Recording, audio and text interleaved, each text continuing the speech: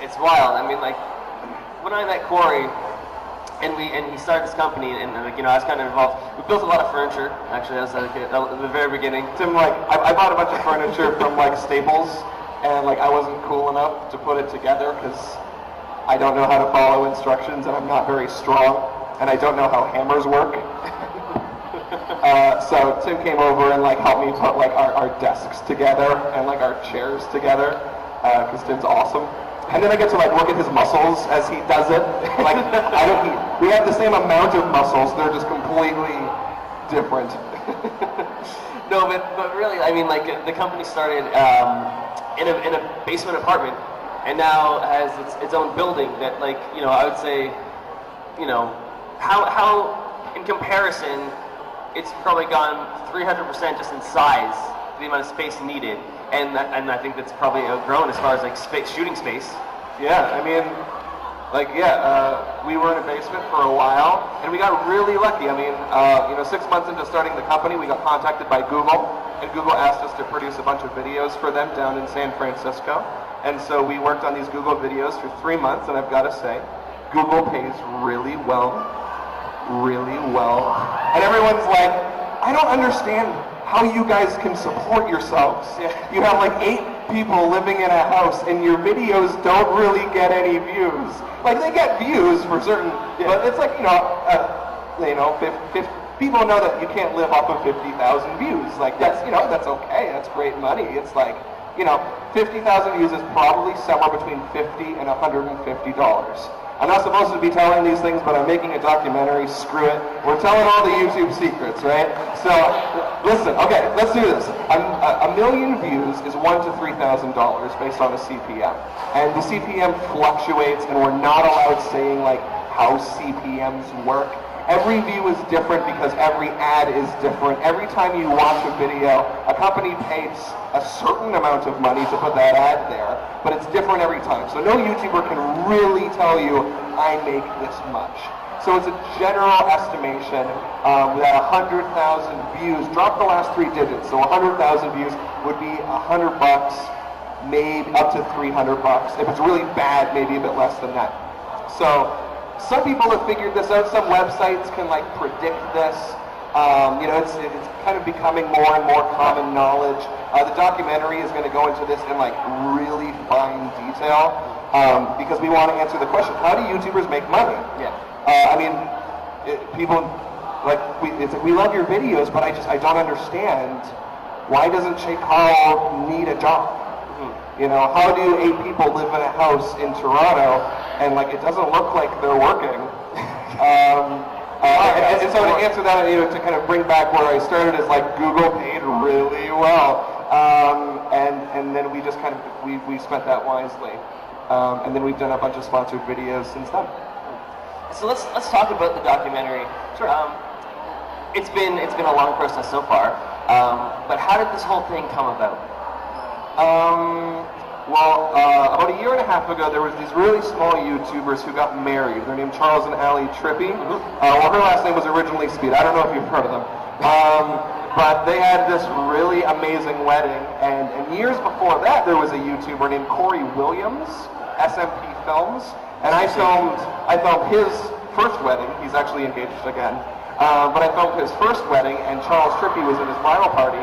And Charles actually Charles told me before he told Ali, he's like, I'm going to propose to Ali, don't tell her. We want you to film the wedding. And so we filmed their wedding back in November 2011. And I kind of started feeling then that I don't like being on camera as much as I thought I did. I don't think I'm going to be an actor. I like being behind the camera more than I like being in front of the camera. I really loved working on their video for them. And I started thinking then that, you know, I'm trying to say we should make a documentary. We should do what we did on Charles and Ali's wedding. We made like a 3-minute video.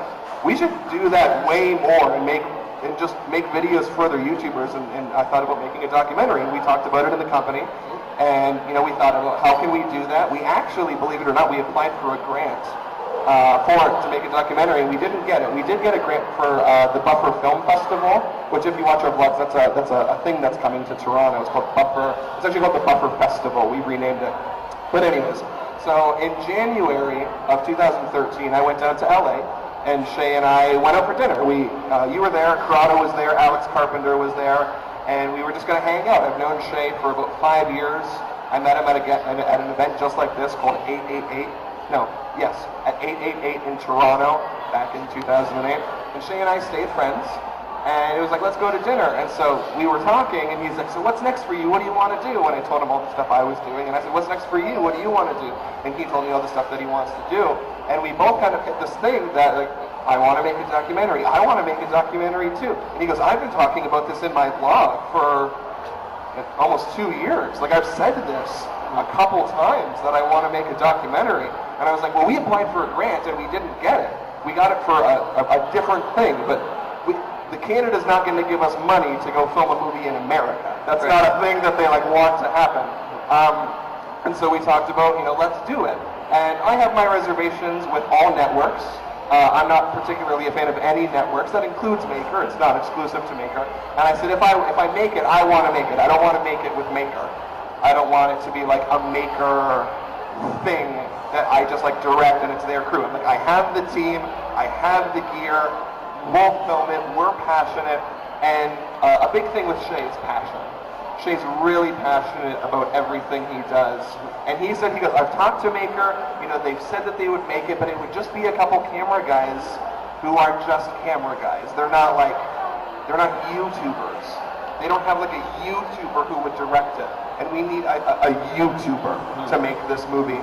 So let's make it. And we talked about different ways of funding it, and we thought, let's do an Indiegogo campaign. That way it's paid for by the community, made for the community. And we launched it January 15th, and by January 31st we had raised over $200,000, that's crazy. Thank you.